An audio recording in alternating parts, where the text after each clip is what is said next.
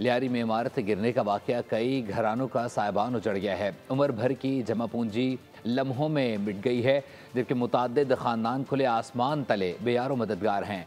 बहुत सौ का रोज़गार भी छिन गया है। मुतासरीन ने हुकूमत से इमदाद फराहमी का मुतालबा भी किया है।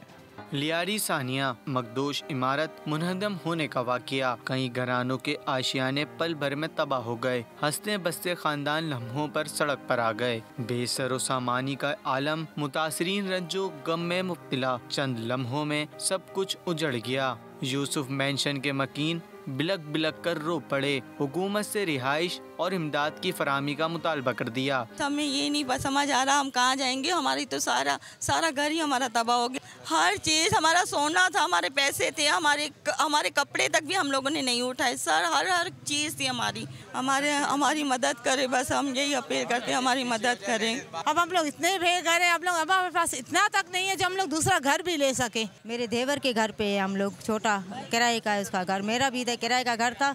5वें फ्लोर पे थे हम लोग, सब आखिरी में आए, सब खौफ ज़्यादा थे हम लोग। अलमनाक हादसे ने कई अफराद का रोजगार भी छीन लिया। इमारत के नीचे खड़े रक्शे भी तबाह हो गए। हुकूमत रोजगार के लिए बंदोबस्त करे, मुतासरा अफराद की इल्तिजा।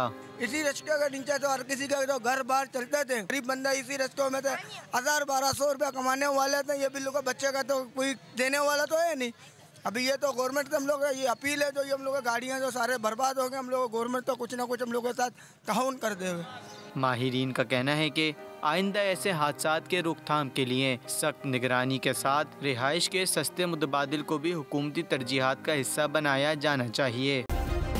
सब्सक्राइब करें और बेल दबाएं ताकि कोई खबर रह न जाए।